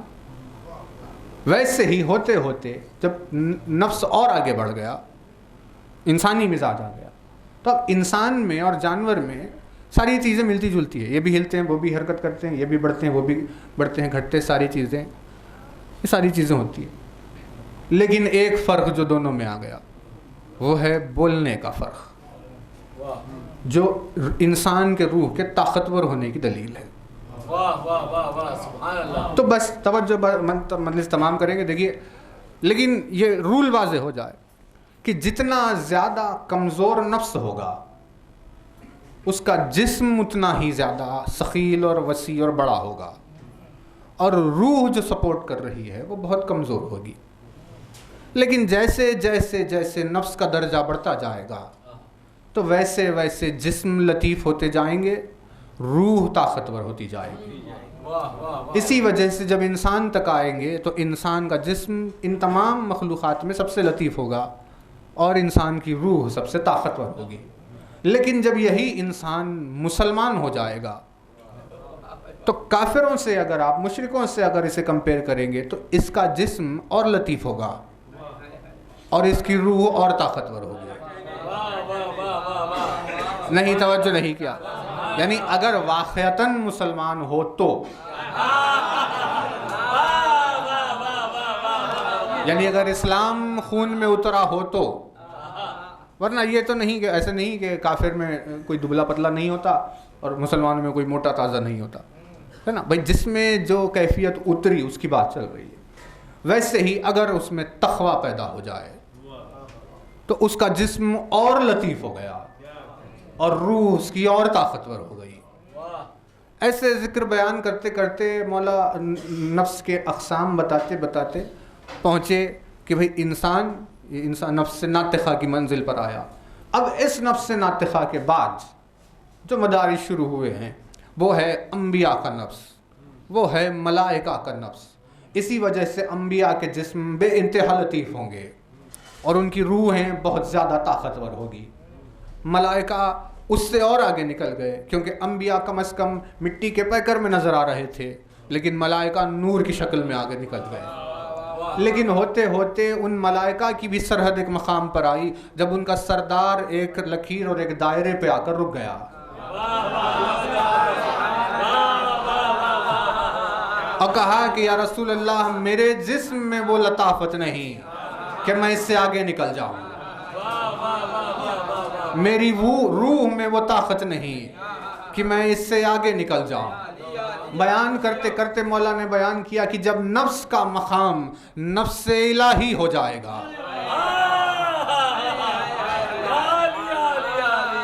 اب جب وہ نفس الہیہ ہو گیا تو اس کا جسم اتنا لطیف ہو گیا،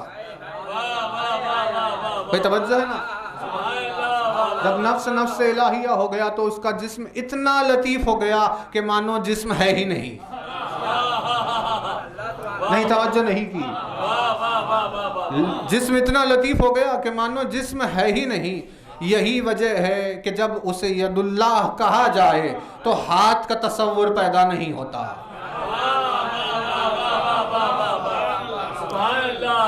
بھائی خدا کا کوئی جسم ہے؟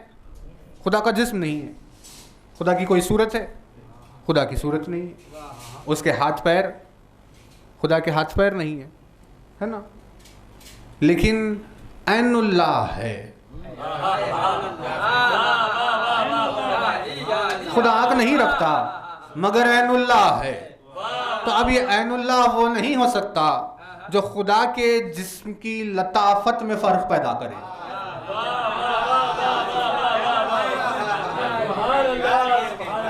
اب عین اللہ وہ نہیں ہو سکتا جو بے جسم کو جسم والا تصور کرائے، لہٰذا اب عین اللہ وہی ہوگا جو اپنے وجود میں اتنا لطیف ہو کہ جیسے لطافت توحید ہے۔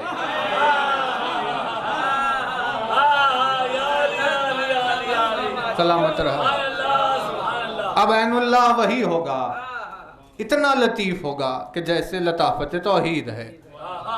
تو اب جتنی نفس آگے بڑھ گئی جسم اتنا لطیف ہو گیا، اس کی روح اتنی طاقتور ہو گئی۔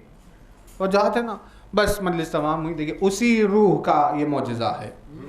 پروردگار عالم نے کہا کہ میں نے اسی روح میں سے آدم میں پھونکا، میں نے اسی روح میں سے مریم میں پھونکا، ہے نا؟ تو اب اثر یہ ہوا کہ آدم کی آنکھ کھلی، مٹی کا پیکر جو تھا ایک بنا ہوا وہ کھلا، یہاں آنکھ کھلی اور ملائکہ کا سجدہ آ گیا۔ اب بھائی آپ کے پاس ایسی کیا چیز ہے، اتنی بڑی صلاحیت کیا ہے کہ معصوم ملک آپ کو سجدہ کر دے؟ آخر ایسی کیسی چیز عطا کر دی پروردگار عالم نے۔ اور جب اٹھے تو خدا نے پوچھا آدم بتاؤ نام کیا ہے؟ تو ملائکہ جو ایک دوسرے کو دیکھ رہے تھے نام بتانے سے قاصر تھے، آدم نے فوراً سب کے نام بتا دیے۔ آپ نے یہ نام معلوم کیسے کیے، سیکھے کہاں سے؟ کہا کہ بھائی ہم نے اب پیدا ہونے کے بعد کہیں جا کر تعلیم حاصل کر کے یہ نام نہیں سیکھے، پیدا ہی علم کے ساتھ ہوئے۔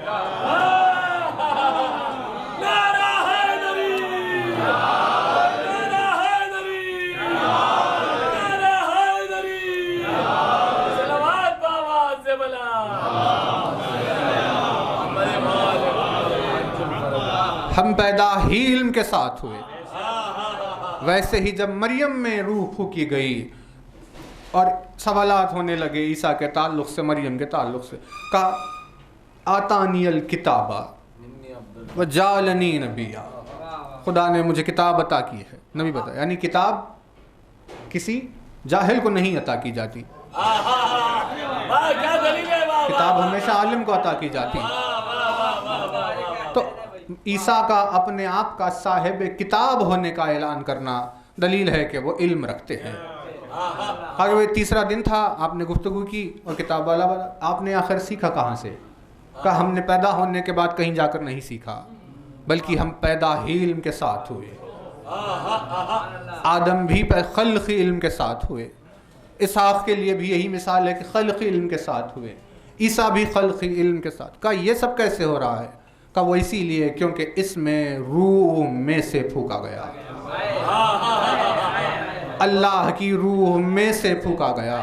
نفخت فیہ من روحی، جب میں میری روح پھونکوں، اور واللتی احسنت فرجہا فنفخنا فیہا من روحنا، کہ جب ہم نے ہماری روح پھونکی تو پروردگار عالم کی روح کا یہ اثر ہوا کہ وہ معصوم نبی خلق ہو گیا، اپنے وجود کے ساتھ عالم خلق ہو گیا۔ تو کوئی تصور کرے کہ جب روح کا من وجود کو یہ مقام عطا کر رہا ہے، روح کا من جب یہ مقام عطا کر رہا ہے تو کل روح کا عالم کیا ہوگا؟ کل روح کا عالم کیا ہوگا؟ اور وہ کل روح کا انسان کو جب تصور سمجھ میں نہیں آتا، اس روح کے تعلق سے پوچھا تو کہا کہ ان الروح من امر ربی، قل الروح من امر، آپ کہیے ان سے کہ روح امر میں سے ہے، روح کا من یہ انبیاء ہے، پھر کل روح ہے، اور پھر وہ کل روح امر کا من ہے، پھر وہ کل امر ہے، اور پھر وہ کل امر اولی الامر کا من ہے۔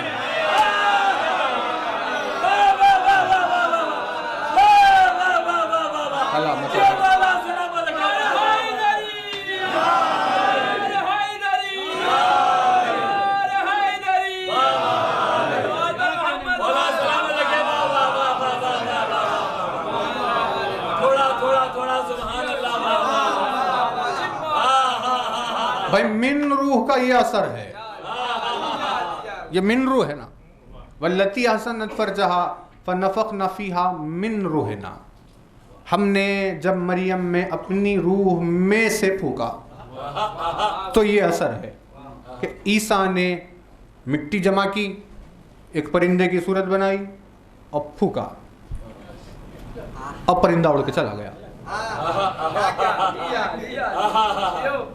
ہے نا کہیں شرک ہو رہا ہے؟ بھئی کہیں نہ کہیں ہو جائے گا ان تمام چیزوں میں۔ مٹی جمع کی، پرندہ بنایا، عیسیٰ نے پھونک دیا اور اڑ کر چلا گیا۔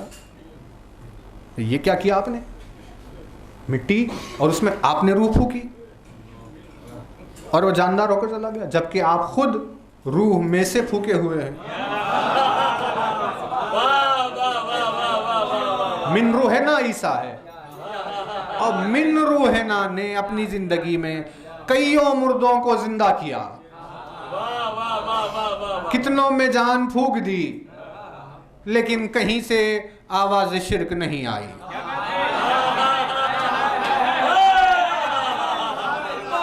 پھر وہ من روح جب روح میں گئی، پھر وہ روح امر کے من میں گئی، اور جب وہ امر کا من کل امر ہوا، اور وہ کل امر جس کا من اولی الامر ہوا، تو اس کے روح پھونکنے پر کیا سوال اٹھے گا؟ جب اتنے مدارج نیچے آنے کے بعد یہ صلاحیت ہے تو پھر اس کی ذات کا خود عالم کیا ہوگا؟ بہرحال یہ قیامت خیز مولا کا فرمان ہے۔ دیکھیے اس پر باتیں ہو تو نہیں سکتی تمام، اور بہت زیادہ طویل ہے، آپ نے کئی وہ ان مجالس عشرہ بھی اس عنوان پر آپ نے سنی ہے کہ جس میں مولا فرماتے ہیں کہ من عرف نفسہ فقد عرف ربہ، جس نے اپنے نفس کو پہچانا اس نے اپنے رب کو پہچانا۔ بہت زیادہ ضروری ہے انسان کے لیے کہ وہ عقل کے آئینے میں اپنی نفس کو دیکھتا رہے۔ اسی لیے مولا نے فرمایا کہ عقل مند وہی ہے جو اپنے عیب خود دیکھ کر جان کر اسے سدھار لیتا ہے، یہاں تک کہ کوئی آ کر اسے ٹوکے اس بات کی گنجائش نہیں رکھتا، کیونکہ وہ جو آئینہ شفاف ہے اس میں وہ دیکھ رہا ہے۔ اب عقل کی غذا رکھتے رکھتے جب اسے مر جائے اور وہ آئینہ ٹوٹ پھوٹ جائے تو نفسوں کو صورت دکھائی نہیں دیتی کہ بھئی ہم کیسے ہیں۔ تو جہت ہے نا، اب جب کچھ دکھائی ہی نہیں دے رہا ہے تو ظاہر سی بات ہے اسی موقع کی تلاش میں تو ابلیس ہوتا ہے۔ اب وہ ان سے کہتا ہے آپ سے زیادہ حسین اور کون ہو سکتا ہے؟ اب آئینے میں تاب نہیں تھی کہ آپ کی صورت کو برداشت کر پائے، اور اب یہ نکل پڑے یوسف زمانہ سمجھ کر۔ بہرحال لیکن صاحبان عقل کے لیے، جن کے لیے مولا نے ایسے قیامت خیز الفاظ بیان کیے، ان کے لیے کہا کہ جس نے پہچانا اپنے نفس کو وہ عارف ہے اپنے رب کا، کیونکہ نفس کا پہچاننا اسے اتنی ہی صلاحیت تک، جہاں تک اس نے اپنے آپ کو پہچانا ہے، جہاں تک پہچان سکتا ہے، وہیں تک وہ نفس اللہ کو پہچانتا ہے، اور نفس اللہ ہی معرفت رب ہے۔ عرف ربہ کی منزل پر پہنچ گیا جب عارف نفس اللہ ہو گیا۔ کیا قیامت خیز احسانات ہے کہ انسان جن کا شمار نہیں کر سکتا، انہی میں سے ایک عقل کو پروان چڑھانے کے لیے، نفس کو بلندی پر پہنچانے کے لیے، وجود انسانی کو معراج کی جانب بڑھانے کے لیے جو اہل بیت اطہار نے تحفے عطا کیے، انہی میں سے ایک تحفہ ہے مجلس حسین۔ حسین کی مجلس وہ شفاف بہتا ہوا دریا ہے کہ جس میں سے ایک جام اگر کوئی پی لے تو نفس و روح و قلب و جسم کے تمام امراض سے نجات پالے گا۔ یعنی اپنے چاہنے والوں کا حسین کو کتنا خیال رہا، اپنے شیعوں کو کا اہل بیت کو کتنا خیال رہا،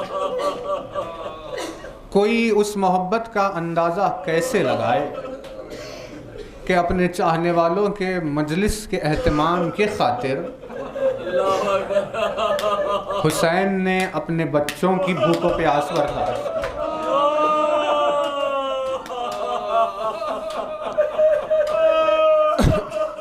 جود خداوند عالم کی مثال ہے، پروردگار عالم کے کرم کا آئینہ ہے کہ اپنے ایک چاہنے والے کی نجات کے سامان کے خاطر اپنے بھائی کی نشانی کو پامال دیکھ لیا، چاہنے والوں کی نجات کے سامان کے خاطر اپنے بھائی کے کٹے ہوئے بازوؤں کو حسین نے دیکھا۔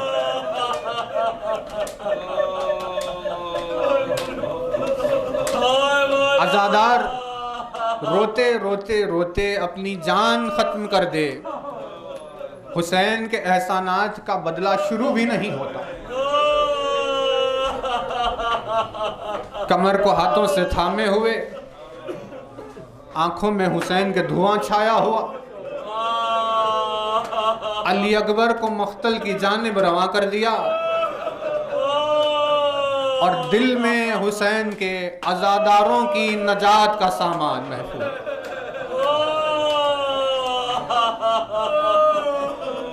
بھئی یہی وجہ ہے کہ جب وصیت کرنے کے لیے اپنے فرزند کے سامنے آئے تو یہ امام وقت کا جملہ ہے، زمانے کے امام کا جملہ ہے کہ میرے لال جب وطن جانا،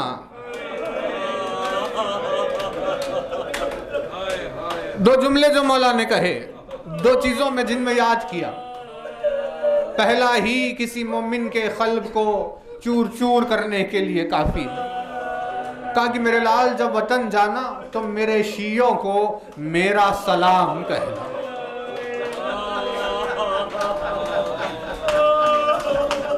اللہ ہرے عزادار حسین کا مقام، شیعہ علی کا مقام،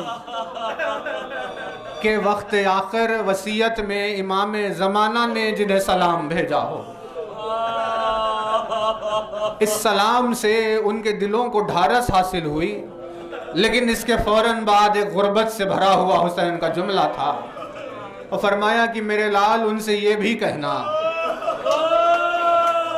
کہ میں نے انہیں اس وقت بہت یاد کیا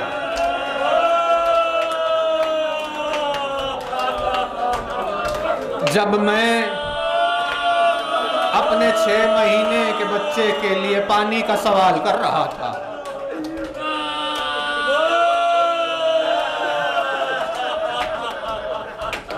یہ مرثیہ قیامت خیز ہے حسین کا،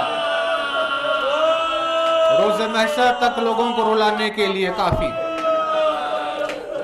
لیکن اس خاکسار سے جو مصائب کے لیے کہا گیا، اسی لیے بس 2 جملے اس مرثیے پر کہتے ہوئے مجلس تمام کرے۔ حسین کا مرثیہ ہے، شیعتی لیتکم فی یوم عاشوراء جمیعا تنظرونی۔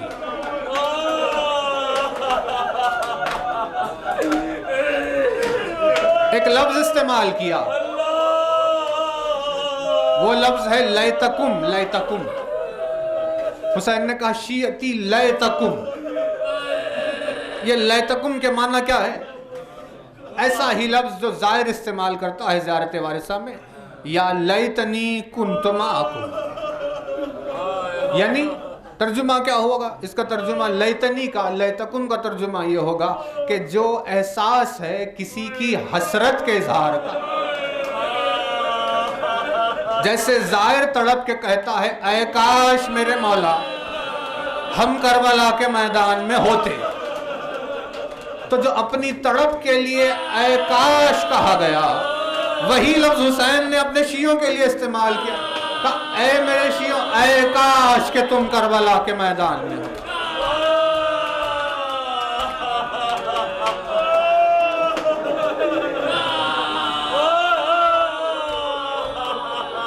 اے میرے شیعوں اے کاش کہ تم کربلا کے میدان میں ہوتے، فی یوم عاشوراء جمیعا تنظرونی۔ اللہ رے غربت حسین، گلا کاٹ کر انسان رکھ دے، اس لفظ کا بدلہ نہیں ہے تنظرونی۔ حسین نے یاد کیا تو اس کا مقصد بھی بتایا کہ کیوں یاد کیا، کہا اے میرے شیعوں اے کاش کہ تم کربلا کے میدان میں ہوتے، تو اس حسرت سے، اس شدت سے یاد کیا۔ چاہنے والوں نے پوچھا مولا آپ نے ہمیں آخر اس حسرت سے کیوں یاد کیا، اس شدت سے کیوں یاد کیا؟ کیا میدان جنگ میں ہم جنگ میں شریک ہو کر آپ کی مدد کرتے؟ حسین نے کہا نہیں، یہ اس کے لیے یاد نہیں کیا۔ کہ مولا کیا جو زخمی ہو گئے تھے ان لوگوں کو پانی سے سیراب کرتے؟ حسین نے کہا نہیں، یہ بات نہیں تھی۔ کہا کہ آپ نے ہمیں اسی لیے یاد کیا کہ آپ کی شہادت کے بعد اہل حرم کو حفاظت سے اپنے اپنے گھر پہنچا دیتے؟ حسین نے کہا نہیں، اسی لیے نہیں یاد کیا۔ کہ مولا پھر آپ نے ہمیں یاد کیوں کیا ہے؟ کہ شیعتی لیتکم فی یوم عاشوراء جمیعا تنظرونی، بس میں نے تو اتنی ہی چیز کے لیے یاد کیا، اے کاش میرے شیعوں تم کربلا کے میدان میں ہوتے تو بس مجھے دیکھتے کہ میں کیسے علی اصغر کے لیے پانی مانگ رہا تھا۔ اللہ ارے کیا غربت حسین کا عالم ہوگا کہ جہاں حسین کی یہ خواہش رہ گئی، کاش کوئی میری اس غربت کو دیکھ رہا ہوتا، میرا چاہنے والا سامنے کھڑا ہوتا، میرے سوال آپ کی غربت کو دیکھتا تو وہ پہچانتا کہ حسین کتنا غریب ہو گیا اور کس عالم غربت میں سوال ہے۔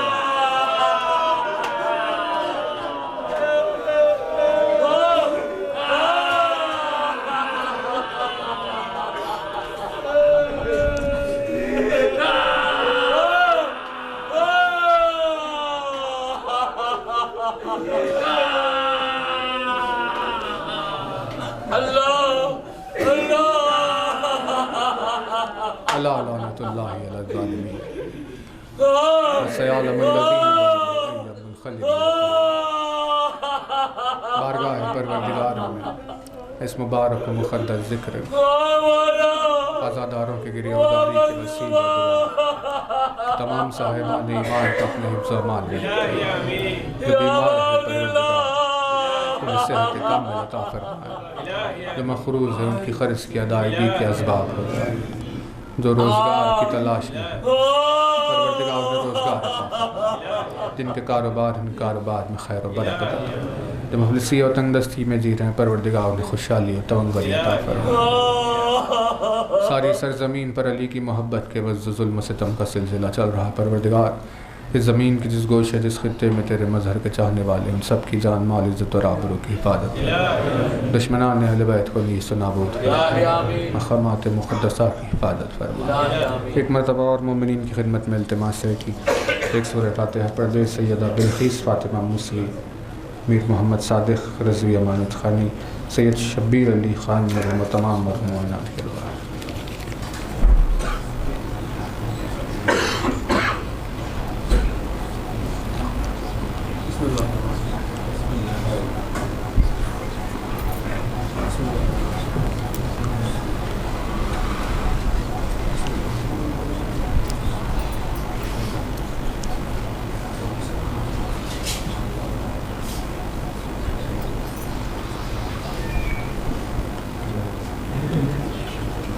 تاجیل ہو ظہور ولی عصر میں، ہمیں مولا کے ناصروں میں شمار فرما۔ صلوات پڑھیے۔ السلام علیکم یا ابا عبداللہ، السلام علیکم یا ابن رسول اللہ، السلام علیکم یا سار الشہداء۔